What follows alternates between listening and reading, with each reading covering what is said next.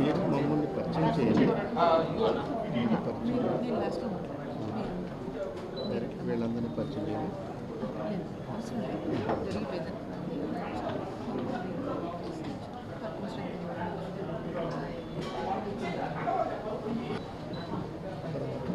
తర్వాత నేను మీకు షాప్ను బొకే తీసుకొచ్చాను, అది నేను చేస్తాను.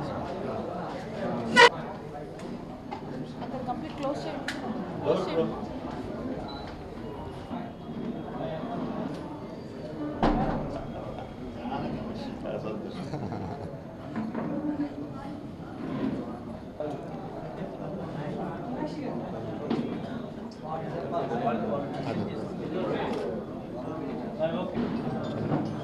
జనరల్గా ఒక 5 minutes మాట్లాడదాము.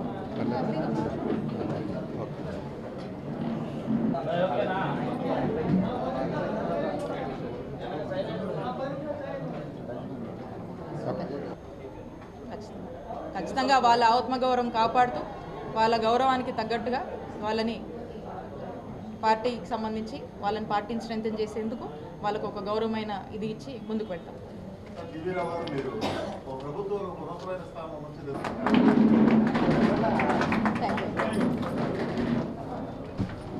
మేడం గారు మమ్మల్ని ప్రోత్సహించి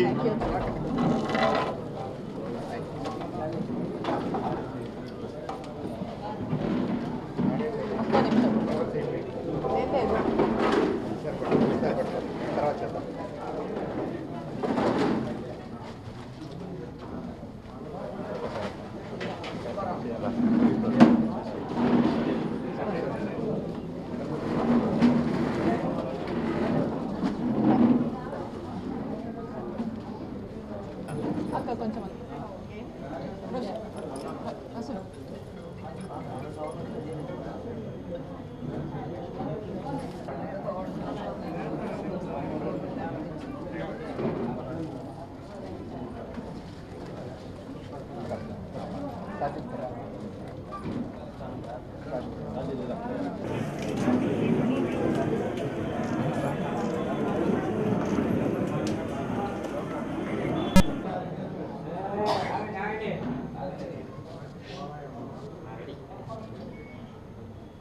అందరికీ నమస్కారం. మంచి చేసే ప్రభుత్వానికి, మంచి చేసే మనిషికి ప్రజలు ఎప్పుడూ కూడా అండగా ఉంటారు. ఈరోజు మనం చూస్తున్నట్టయితే మన గుంటూరు పశ్చిమ నియోజకవర్గంలో కూడా అలాంటి మంచికే ప్రజలు మద్దతు పలుకుతూ ఉన్నారు. అలాంటి మంచి నాయకుడికే ప్రజలు మద్దతు పలుకుతూ ఉన్నారు. అలాంటి గొప్ప పాలనకే ప్రజలు మద్దతు ఇస్తూ ఉన్నారు. ఇప్పుడు మనం చూసినట్టయితే మనతో పాటు మన గుంటూరు వెస్ట్లో వైఎస్ఆర్ కాంగ్రెస్ పార్టీని స్ట్రెంథెన్ చేస్తూ గౌరవ ముఖ్యమంత్రి వర్యులు శ్రీ వైఎస్ జగన్మోహన్ రెడ్డి గారి ఆలోచనలను, అడుగులను తీసుకొచ్చినటువంటి రెవల్యూషనరీ స్టెప్స్ కావచ్చు, రిఫార్మేషన్స్ కావచ్చు, ఈ అన్నిటికీ కూడా ఆకర్షితులై మరి వైఎస్ఆర్ కాంగ్రెస్ పార్టీకి నాతో పాటు ఉన్నటువంటి సీనియర్ నాయకులు చందు సాంబశివరావు గారు, నేను చెప్పనవసరం లేదు, పొలిటికల్గా ఎంత సీనియర్ అనుభవం ఉంది. ఇక వారి నేపథ్యము మన గుంటూరులో ప్రతి ఒక్కరికి కూడా తెలుసు. అలాంటి గొప్ప గొప్ప పొలిటికల్గా ఎంతో అవగాహన ఉన్నటువంటి సీనియర్ నాయకులు ఈరోజు వైఎస్ఆర్ కాంగ్రెస్ పార్టీలోకి రావటం చాలా సంతోషకరమైనటువంటి విషయం.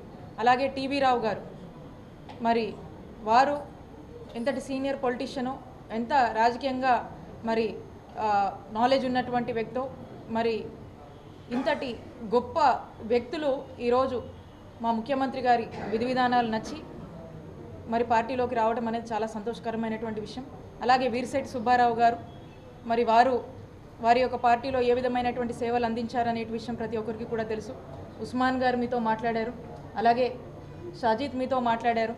కాబట్టి ఈ సీనియర్ నాయకులందరూ కూడా వీళ్ళ పార్టీలకు సంబంధించి ఏ విధమైనటువంటి గొప్ప సేవల్ని వారు అందించారు, ఏ విధమైనటువంటి సర్వీస్ని వాళ్ళు ఇచ్చారనేటువంటి విషయం మన గుంటూరులో అందరికీ కూడా తెలుసు. మరి వీరందరూ కూడా ముఖ్యమంత్రి గారి సమక్షంలో మొన్న పార్టీలోకి రావటం అనేది చాలా సంతోషకరమైనటువంటి విషయం.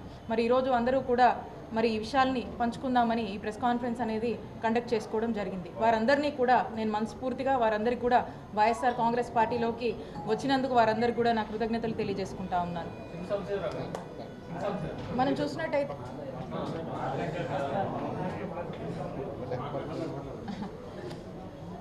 మనం గమనించినట్టయితే ఇంతటి సీనియర్ అనుభవం ఉన్నటువంటి నాయకులు ఈరోజు వైఎస్ఆర్ కాంగ్రెస్ పార్టీకి మద్దతు ఇస్తూ గుంటూరు వెస్ట్ కాన్స్టిట్యున్సీకి సంబంధించి అలాగే ఇక్కడ వైఎస్ఆర్ కాంగ్రెస్ పార్టీని స్ట్రెంగ్తన్ చేస్తూ మరి అడుగులు ముందుకు వేస్తున్నారంటే నేను వాళ్ళందరితో కూడా డిస్కస్ చేయడం జరిగింది.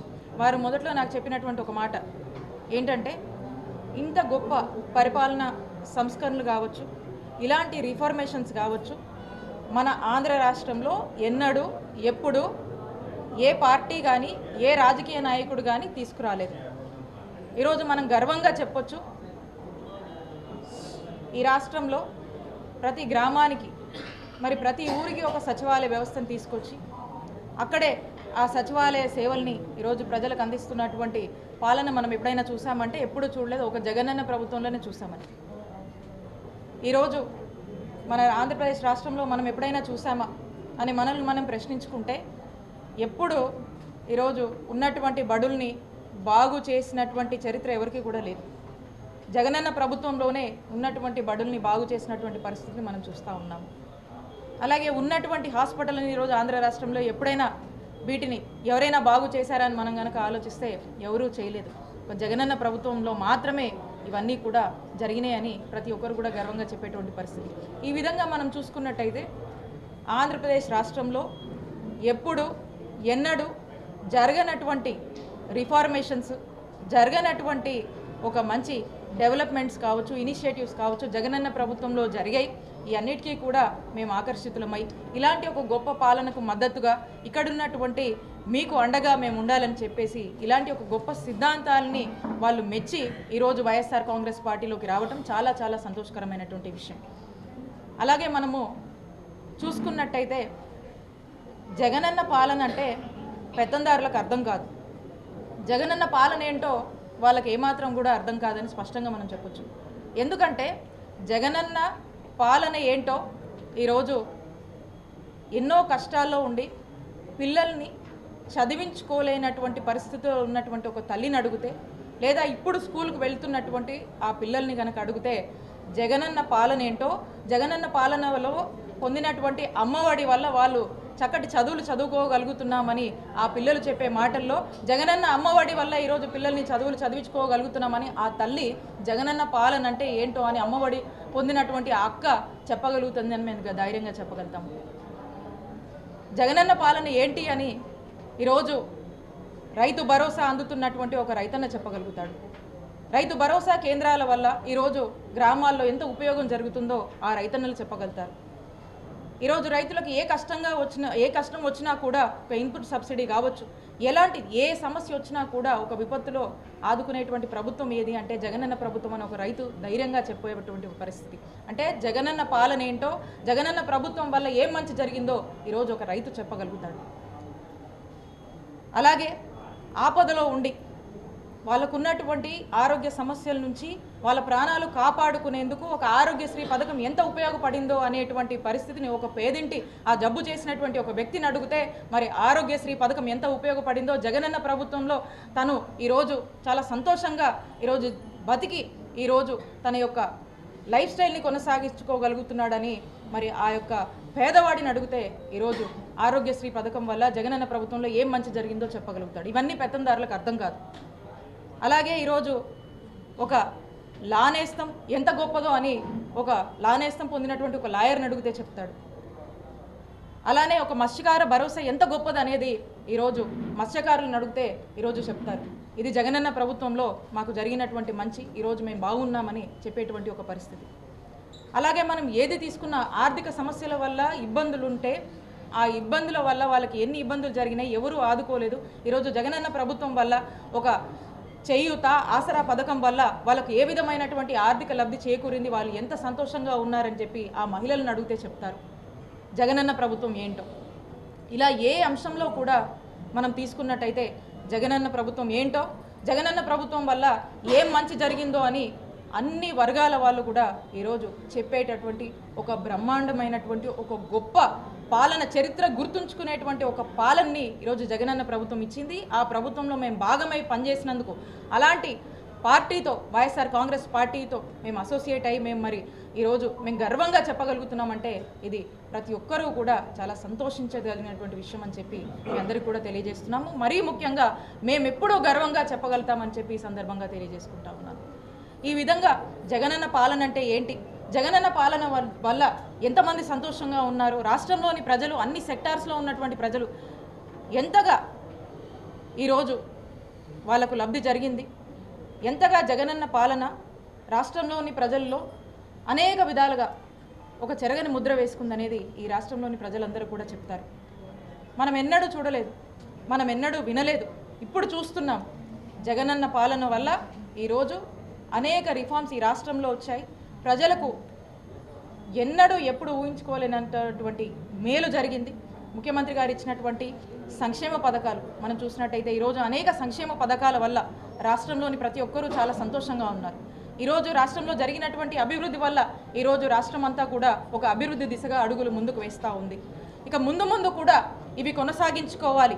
ముందు ముందు కూడా ఇలాంటి ఒక సంక్షేమాన్ని ముందు ముందు కూడా వాళ్ళ యొక్క కుటుంబాల సంతోషం కోసం ప్రజలు బాగుండాలంటే ఇలాంటి సంక్షేమాన్ని మేము కాపాడుకోవాలి అనేటువంటి ఒక ఆలోచన ప్రజల్లోనే ఉన్నటువంటి పరిస్థితి మనం చూస్తూ ఉన్నాం.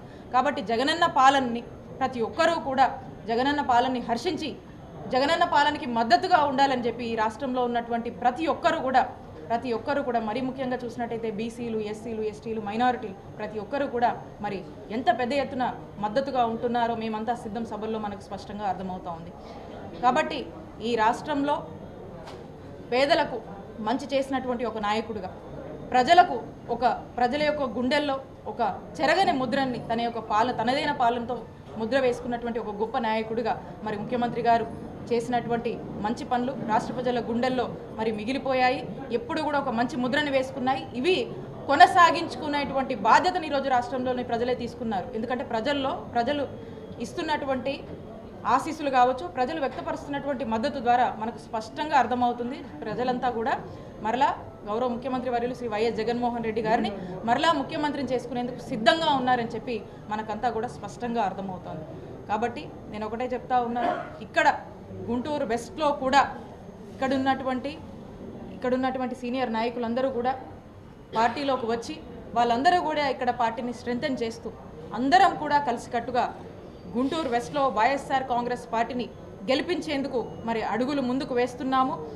అడుగులు ఏ విధంగా ముందుకు పడుతున్నాయి, గుంటూరు వెస్ట్లో వైఎస్ఆర్ కాంగ్రెస్ పార్టీని గెలిపించే దిశగా ఏ విధంగా మరి ముందుకు వెళ్తున్నాం అనేటువంటి విషయం మీ అందరికీ కూడా స్పష్టంగా ఈ యొక్క జాయినింగ్స్తోనే మరొకసారి నిరూపించడం జరుగుతుందని చెప్పి ఇదే ఒక నిలువెత్తు సాక్ష్యం అని చెప్పి ఈ సందర్భంగా తెలియజేస్తున్నాను.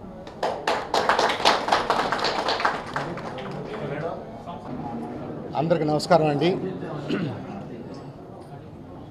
నా పేరు చందు సాంబశివరావు. మీడియా మిత్రుల్లో చాలామంది నాకు సుపరిచితులే. ఈ నెల 13వ తారీఖున గౌరవ మంత్రివర్యులు మన నియోజకవర్గం క్యాండిడేటు, గుంటూరు వెస్ట్ క్యాండిడేటు శ్రీమతి విడుదల రజనీ గారి ప్రోత్సాహంతో, అలాగే అయోధ్య రామరెడ్డి గారి మోటివేషన్ తోటి నేను సీఎం గారిని కలవటం, సీఎం గారి ఆశీస్సులతోటి పార్టీలో చేరటం జరిగింది. అప్పటి వరకు కూడా నేను భారతీయ జనతా పార్టీలో రాష్ట్ర ఉపాధ్యక్షుడిగా పనిచేశాను. అంతకుముందు తెలుగుదేశం పార్టీలో కూడా 15 సంవత్సరాలు పనిచేశాను. 2004 నుంచి యాక్టివ్గా పాలిటిక్స్లో పనిచేస్తున్న నాకు 2014లో తెలుగుదేశం ప్రభుత్వంలోకి వచ్చిన తర్వాత ఎలాంటి కార్యక్రమాలు చేపట్టారు, ఏం జరిగింది, 2019లో జగన్మోహన్ రెడ్డి గారు ప్రభుత్వంలోకి వచ్చిన తర్వాత ఎలాంటి స్కీమ్స్ని ఆయన ఇంట్రడ్యూస్ చేశారు, ఎలా పనిచేశారు అనేది చాలా క్లోజ్గా అబ్జర్వ్ చేయడానికి, అవగాహన చేసుకోవడానికి, దాన్ని మరి విమర్శనాత్మకంగా చూడటానికి ఒక అవకాశం దొరికింది. 2019 నుంచి కూడా అనేక స్కీమ్స్ ఏదైతే జగన్మోహన్ రెడ్డి గారు ఇంట్రడ్యూస్ చేస్తున్నారో వాటిల్లో మెజారిటీ స్కీమ్స్ని నేను కూడా పబ్లిక్గా, మీడియా పరంగా అనేక డిస్కషన్స్లో నేను వాటిని సపోర్ట్ చేశాను, ఓపెన్గానే ఎండోర్స్ చేశాను, వేరే పార్టీల్లో ఉన్నప్పటికీ. దానికి కారణం ఏంటంటే ప్రజాస్వామ్యంలో ప్రజాస్వామ్యం అంటేనే ప్రజల చేత ప్రజల కొరకు ప్రజలు ఏర్పాటు చేసుకునే ఒక సిస్టమ్.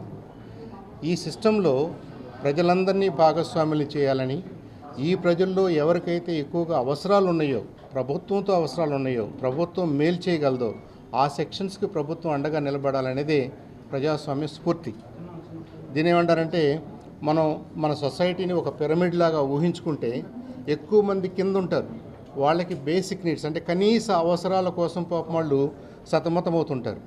వాళ్ళని గుర్తించి వాళ్ళకి అండగా ఉండి వాళ్ళకి ఒక నివాసం ఏర్పాటు చేయటం, వాళ్ళు మంచి బట్టలు వేసుకునే విధంగా సహాయపడటం, వాళ్ళకి ఫుడ్ విషయంలో సెక్యూరిటీ ఇవ్వటం, ఫుడ్ అందచేయటం, విద్యను అందజేయటం, వైద్యాన్ని అందచేయటం, ఇవి కనీస అవసరాలు ప్రభుత్వాలు గుర్తించాల్సినటువంటి అవసరం ఉంది.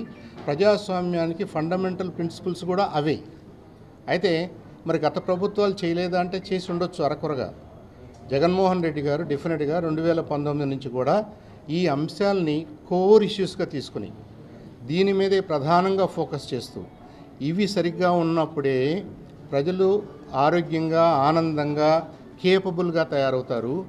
వీళ్ళు రాబోయే తరాలకి మంచి ఊతంగా నిలబడతారు. ఇవాళ ఉన్నటి బాలబాలికలే రేపటి పౌరులు.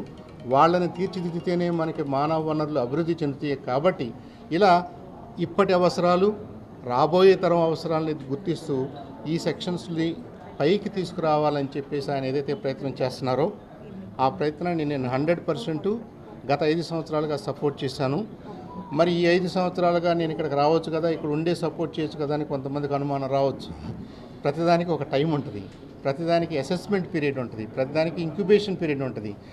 మన స్కీము ఇంట్రడ్యూస్ చేయడంతోనే సరికాదు, ఆ స్కీము ఎలా ఇంప్లిమెంట్ అవుతుందో చూడాలి, దాంట్లో మంచి చెడులు చూడాలి, అది సస్టైనబుల్ అవునా కాదా చూడాలి, దాన్ని ముందుకు తీసుకెళ్ళడానికి మళ్ళీ ప్రభుత్వంలో ఈ ప్రభుత్వం ఎలాంటి ఈ నాయకత్వం ఎలాంటి ప్రయత్నం చేస్తారో కూడా చూడాలి.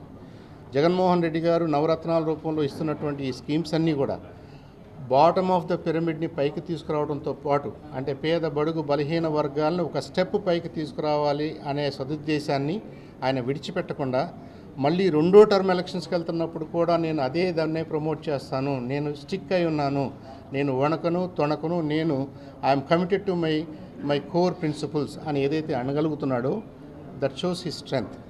అదైన బలాన్ని, ఆయన వాదనకున్న బలాన్ని చూపిస్తుంది. కాబట్టి now is the right time for me to join forces అని అనిపించింది నాకు. అందుకనే జగన్మోహన్ రెడ్డి గారితో కలిసి ప్రయాణం చేయాలని నిర్ణయించుకోవడం, దానికి మేడం రజనీ గారు, అలాగే అయోధ్య గారు, ఇంకా అనేక మంది నాకు వైఎస్ఆర్సీపీలో ఉన్నటువంటి మన జిల్లాలో ఉన్న నాయకులందరూ కూడా ఏదో ఒక టైంలో నాకు పరిచయమే, ఫ్రెండ్సే, కొంతమంది బంధువులే. వాళ్ళందరూ ప్రోత్సాహంతో కూడా నేను పార్టీలోకి రావడం జరిగింది. ఇందులో మరి మేము అపోజిషన్లో ఉన్నాము, కొన్నిసార్లు విమర్శించిన సందర్భాలు కూడా ఉన్నాయి, నేనేం కాదంటలేదు. విమర్శ మీరందరూ కూడా గమనించినట్టయితే ఇవాళ కూడా యూట్యూబ్లో రికార్డ్స్ అన్నీ ఉన్నాయి. ఆబ్జెక్టివ్గా ఆ సబ్జెక్టుకు సంబంధించిన అంశాలను మాత్రమే ప్రస్తావించే తత్వం చందు సాంబశివరావుది. దీంట్లో వ్యక్తిగతం ఏమీ లేదు, ఎవరిని వ్యక్తిగతంగా నేను మాట్లాడింది లేదు. రాజశేఖర రెడ్డి గారిని కానివ్వండి, జగన్మోహన్ రెడ్డి గారిని కానివ్వండి, చంద్రబాబు గారిని కానివ్వండి, రాబోయే రోజుల్లో కానివ్వండి, వ్యక్తిగతం అనేది ఇక్కడ అప్రస్తుతం. మనం వాళ్ళ ఆలోచనలను మాత్రమే అవగాహన చేసుకోవాలి, వాటిని మాత్రమే క్రిటికల్గా ఆలోచించాలి. అది మాత్రమే ఉపయోగపడుతుందని చెప్పి నా అభిప్రాయం. అలాగే కంటిన్యూ చేశాను. ఈ ప్రాసెస్లో జగన్మోహన్ రెడ్డి గారు ఎప్పుడైతే వాలంటీర్స్ని ఇంట్రడ్యూస్ చేస్తూ ఒక సిస్టమ్ని ఏర్పాటు చేశారో దాన్ని అవుట్రైట్గా మనం సపోర్ట్ చేయాల్సిన బాధ్యత ఉంది. ఎందుకని అన్న ఎన్టీ రామారావు గారు ఆ రోజున ఈ పరిపాలనని వికేంద్రీకరిస్తూ ప్రజల వద్దకు పాలన తీసుకొచ్చే క్రమంలో మండలాలను ఏర్పాటు చేయటం, అందరూ ఆర్డీఓల చుట్టూ, కలెక్టర్ల చుట్టూ తిరగాల్సిన అవసరం లేకుండా మండలాన్ని యూనిట్గా తీసుకుని పరిపాలనని వికేంద్రీకరణ చేస్తే జగన్మోహన్ రెడ్డి గారు ఆ మండలం కూడా దూరం అయిపోయింది. 20 కిలోమీటర్లు రావాలంటే మరి ఆ రోజు పని చెడుతుంది కాబట్టి అది కరెక్ట్ కాదు. కాబట్టి ఆయన పంచాయతీ సెక్రటేరియట్స్ని బలోపేతం చేస్తూ పరిపాలనని పంచాయతీల వరకు అంటే గ్రామాల వరకు తీసుకొచ్చారు. గ్రామమే కాదు, గ్రామంలో నలుమూలలా కూడా వెళ్ళి అందరూ ఇళ్లకు వెళ్ళి మనం ఈ పరిపాలన అందించాలంటే ఆల్టర్నేటివ్గా ఇంకొక సిస్టమ్, అడిషనల్ సిస్టమ్ కావాలి. కాబట్టి వాలంటీర్స్ను కూడా ఏర్పాటు చేసుకున్నారు. ఈ వాలంటీర్స్ ఇవాళ ప్రతి గ్రామంలోనూ, సిటీస్లో ఉన్న ప్రతి కార్నర్స్కి వెళ్ళి అది వయోవృద్ధులు అనుకోండి, లేదంటే సింగిల్ వితంతువులు కానీ ఇంకొక రకంగా అవసరం ఉన్నటువంటి మహిళలు అనుకోండి, లేదంటే దివ్యాంగులు అనుకోండి, వీళ్ళందరూ కూడా వాళ్ళని మీరు ఆఫీస్కి రండి, మీరు పంచాయతీ ఆఫీస్కి రండి, ఇంకో చోటకు రండి అంటే కరెక్ట్ కాదు. కాబట్టి ఇంటికెళ్ళి వాళ్ళకి హెల్ప్ చేయాలి, వాళ్ళకి ఇవ్వాల్సినటువంటి బెనిఫిట్స్ను మనం ఇంటికే చేర్చాలి అనే సదుద్దేశంతో ఆయన ఏదైతే ప్రయత్నం చేస్తున్నారో I think that's greatly appreciated. మన 5 కోట్ల మంది ప్రజానీకం దాన్ని మెచ్చుకున్నారు. It's a very humane attempt అని చెప్పేసి మనందరం కూడా గుర్తించాలి. Very humane attempt. దాంట్లో ఆ వాలంటీర్ అనే స్పిరిట్లోనే ఇక్కడ మనం జీతభత్యాలు, ఫెసిలిటీసు అవి మాట్లాడాల్సిన అవసరం లేదు. ప్రపంచంలో అతిపెద్ద వాలంటీర్ వ్యవస్థ రెడ్ క్రాస్ కానివ్వండి, అలాగే సాల్వేషన్ ఆర్మీ కానివ్వండి, దాంట్లో లక్షలాది మంది వాలంటీర్స్ పనిచేస్తారు. వాళ్ళకి జీతాలు ఇస్తారని కాదు, వాళ్ళు ఏంటంటే ఒక సేవాభావంతో పనిచేసే ఇండివిజువల్స్ వాళ్ళు. అలాగే ఇక్కడ మన గ్రామాల్లో చదువుకున్నటువంటి యువకులు నేను వాలంటీర్గా పనిచేస్తాను, నాకేదో ఖర్చుల వరకు కొద్దిగా ఇచ్చిన ఆనరోరియం నేను తీసుకుంటానని ఎవరైతే ముందుకు వచ్చారో first of all we should salute them. They are our great soldiers. మనకి కరోనా టైంలో ఫ్రంట్ లైనర్స్గా పనిచేశారు వాళ్ళు. అనేక మందికి వాళ్ళు సహాయపడ్డారు. ఆ లాస్ట్ మైల్ కనెక్టివిటీని వాళ్ళు క్రియేట్ చేయగలిగారు. అలాంటి వాళ్ళ మీద అనవసరమైన ఆరోపణలు చేయటం, వాళ్ళని కించపరిచే విధంగా మాట్లాడటం అనేది చాలా తప్పు. అది జరిగిన ప్రతిసారి కూడా అపోజిషన్ పార్టీస్ని తప్పుపడుతూ ఆ రోజున నేను మాట్లాడటం జరిగింది. అప్పటికి ఇప్పటికీ కూడా వాలంటీర్ వ్యవస్థ అనేది it's a great boon to our society అని నేను బలంగా నమ్ముతాను. జగన్మోహన్ రెడ్డి గారు ఆ సిస్టమ్ని ఇంకొద్దిగా ఇంప్రూవ్ చేసి మరింతగా బలోపేతం చేయాలనే కోరుకుంటాం.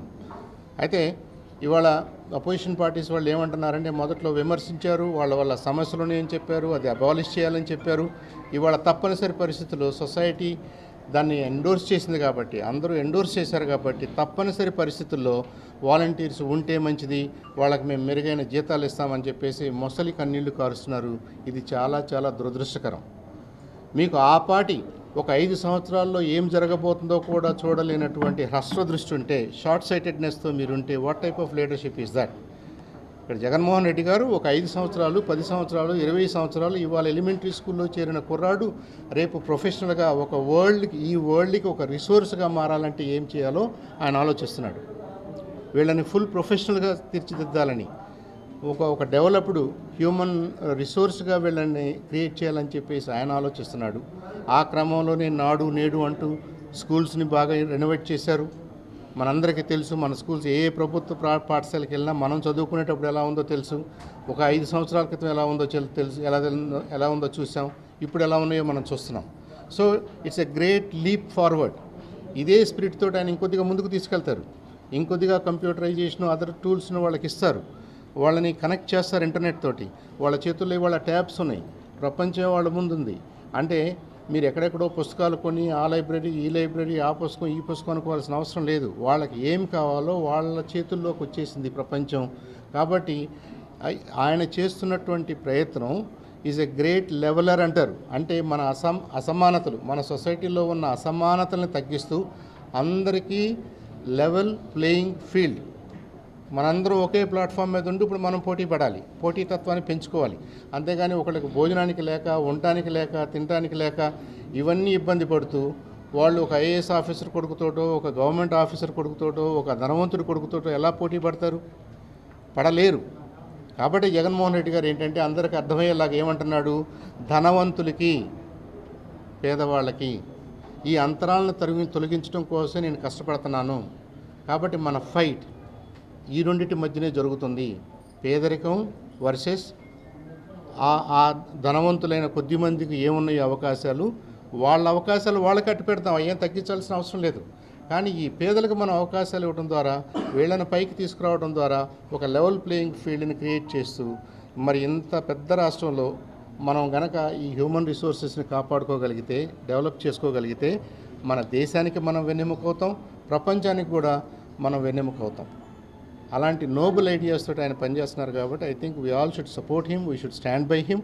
ఆయన్ని సపోర్ట్ చేయటం అంటే ఆయన మరి ఈ 175 మంది ఎమ్మెల్యేలు, ఈ 25 మంది ఎంపీలు ఉంటేనే ఆయన.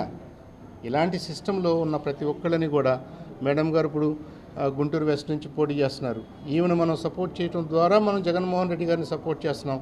తద్వారా మనం అనుకుంటున్నటువంటి ఈ మంచి కార్యక్రమాలని కంటిన్యూ చేసుకోవడానికి అవకాశం ఉంటుంది. So it is the right time for me to be part of this అని అనిపించింది. నాకు నేను ఉండాలనిపించింది, నేను సపోర్ట్ చేయాలనిపించింది. జగన్మోహన్ రెడ్డి గారిని మీడియాలో సపోర్ట్ చేయటం కాదు, యాక్షన్లో కూడా సపోర్ట్ చేయాలి, to bring him back to power for another 5 years అనే ఆ కృతనిశ్చయంతో I decided to join hands with YSRCP.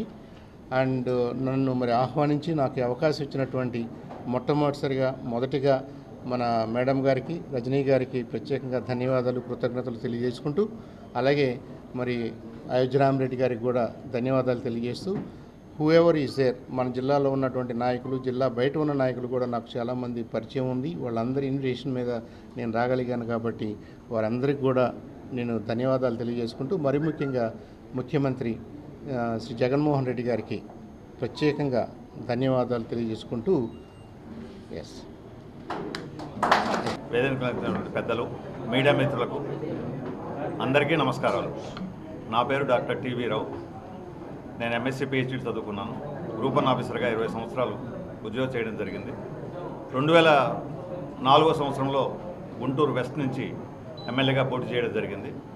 ఆ తర్వాత చిరంజీవి గారితో పాటు ప్రజారాజ్యం పార్టీలో రాష్ట్ర ఆర్గనైజ్ సెక్రటరీగా, రాష్ట్ర జనరల్ సెక్రటరీగా, అలాగే ఆయనతో పాటు కాంగ్రెస్లో పిసిసి సెక్రటరీగా, ఆ తర్వాత ఇప్పుడు ప్రస్తుతం బీజేపీలో గత 4 సంవత్సరాలుగా రాష్ట్ర మేధావుల విభాగం స్టేట్ కో-కన్వీనర్గా వర్క్ చేస్తూ ఉన్నాను. ఈ రోజున మేడం రజనీ గారు వైఎస్ఆర్ పార్టీలోకి నన్ను ఆహ్వానించినప్పుడు గత 2 నెలలుగా పార్టీ సెక్రటరీ రసూల్ గారు, ఇంకా పెద్దలు మల్లేశ్వర రెడ్డి గారు నన్ను తప్పకుండా పార్టీలోకి రావాలని గత 2 నెలలుగా కోరుతున్నప్పటికీ చివరిగా మేడం గారు నిన్న జగన్మోహన్ రెడ్డి గారి సమక్షంలో పార్టీలో చేరడం జరిగింది. గత 20 సంవత్సరాలుగా నేను రాజకీయాల్లో యాక్టివ్గా ఉన్నాను. వెస్ట్ నియోజకవర్గంలో ఉన్నాను. అప్పుడు ఉన్నటువంటి వార్డులు, నాయకులు, అన్ని పార్టీల నాయకులు అందరూ కూడా నాకు సుపరిచితము. అందరితో కూడా మంచి సత్సంబాలు కలిగి ఉన్నాను. జగన్మోహన్ రెడ్డి గారి నాయకత్వానికి వస్తే విషయాలన్నీ కూడా ఎవరికి అవకాశం లేకుండా సోదరులు చంద్రశేఖరరావు గారు ఎక్స్ప్లెయిన్ చేయడం జరిగింది. ఏ రాష్ట్రమైనా, ఏ ముఖ్యమంత్రి అయినా, ఏ దేశ ప్రధాని అయినా కూడా ప్రజల కోసం చేసేది 2 సబ్జెక్ట్స్: అభివృద్ధి, సంక్షేమం. ఈ రెండిట్లో ముందేది వెనకేదంటే చెప్పడం కష్టం. కానీ జగన్మోహన్ రెడ్డి గారు ఏం తీసుకున్నది ఏంటంటే, ప్రజలు అన్నప్పుడు ఒక పిరమిడ్ లాగా తీసుకుంటే లోవర్ ఇన్కమ్ గ్రూప్ వాళ్ళు ఎక్కువ పెద్ద బేస్ ఉంటారు, హయ్యర్ ఇన్కమ్ గ్రూప్ వాళ్ళు పైన తక్కువ మంది ఉంటారు. సో ఎక్కువ నెంబర్ ఉన్నటువంటి లోయర్ ఇన్కమ్ గ్రూప్ వారికి ముందు సంక్షేమ నవరత్నాలు అందేలాగా 100% ఆయన ఒక ప్రామిస్ చేసి ఆ ప్రామిస్ మీద నిలబడి వాటిని ఇంప్లిమెంట్ చేసుకుంటూ రావడం జరిగింది. ఆయన ముఖ్యమంత్రి అయిన అనతి కాలంలోనే మనకు 2 సంవత్సరాల పాటు కరోనా విజృంభించింది. ఆ 2 సంవత్సరాల పాటు ఆంధ్ర రాష్ట్ర ప్రజలను ఆయన హక్కున చేర్చుకొని మన ప్రాణాలందరినీ రక్షించడంలో క్వారంటైన్ సెంటర్స్ పెట్టడం కానీ, మనకు కావాల్సినటువంటి టీకాలు అందించడంలో కానీ, రకరకాలుగా అన్ని రకాలుగా ఆయన మనందరినీ కూడా సంరక్షించడం జరిగింది. ఆ తర్వాత ఈ 2 సంవత్సరాలు 3 సంవత్సరాలు కూడా ఎక్కడా కూడా ఆయన ఇచ్చిన ప్రామిస్ వెనక్కి వెళ్లకుండా అన్ని సంక్షేమ పథకాలు చేసుకుంటూ వచ్చారు. ఈ రాబోయే ఎలక్షన్స్లో కూడా అన్ని సంక్షేమ పథకాలు కూడా ముందు కొనసాగిస్తానని ఆయన ధైర్యంగా చెప్పడం జరిగింది. ప్రజలు అనుకున్న అభివృద్ధి జరగలేదన్నటువంటి అప్పర్ ప్రైమరీ క్లాస్ వారు ఏమనుకుంటున్నారో వాటిల్లో నెక్స్ట్ ఐటమ్ అందరికీ కూడా ముందు గూడు విద్య, తర్వాత కావాల్సినవి విద్య, వైద్యం. ఆ 2 విషయాల్లో కూడా మీరు గమనిస్తే, విద్యా విషయానికి వస్తే దాదాపుగా మనకి 50,000 పాఠశాలలు ఉంటే దాంట్లో దాదాపుగా 40,000 పాఠశాలలు గవర్నమెంట్ పాఠశాలలు ఉన్నాయి. ఆ 40,000 గవర్నమెంట్ పాఠశాలలో మెజారిటీ ఆఫ్ ది పాఠశాలలు మీరు చూశారు. నాడు నేడు కార్యక్రమం కింద ఎంత చక్కగా కార్పొరేట్ స్కూల్స్కు ధీటుగా విద్యను అందిస్తూ ఉన్నారు. అదేవిధంగా వైద్యానికి వస్తే మనకు అంతకుముందు 4-5 మెడికల్ కాలేజీలు ఉండేవి, గవర్నమెంట్ కాలేజీలు. ఇప్పుడు దాదాపుగా 39 మెడికల్ ఎంబీబీఎస్ సీట్లు ఇచ్చే కాలేజెస్ మనకు ఆంధ్రప్రదేశ్లో వచ్చాయి. 15 గవర్నమెంట్ మెడికల్ కాలేజీలు విత్ మల్టీ స్పెషాలిటీ హాస్పిటల్స్ కూడా మనకి ఇప్పుడు రాబోతున్నాయి. వీటన్నిటికీ కూడా ముఖ్య కారణం మన medical and health minister madam Rajani garu. అదేవిధంగా ఈ అభివృద్ధి కోసం తీసుకుంటే మనకు శ్రీకాకుళం నుంచి నెల్లూరు వరకు 972 కిలోమీటర్లు మన కోస్టల్ లైన్ ఉంది. దాన్ని బేస్ చేసుకొని జగన్మోహన్ రెడ్డి గారు అభివృద్ధి కోసం ప్లాన్ చేసుకుంటూ కోస్టల్ కారిడార్తో పాటు దాదాపుగా 15 పోర్ట్స్ను ఆయన డెవలప్ చేయడం జరిగింది. ఆల్రెడీ 5 పోర్ట్స్ మనకు వర్కింగ్లోకి వచ్చాయి. అనదర్ 10 పోర్ట్స్ త్వరలో వర్కింగ్లోకి రాబోతున్నాయి.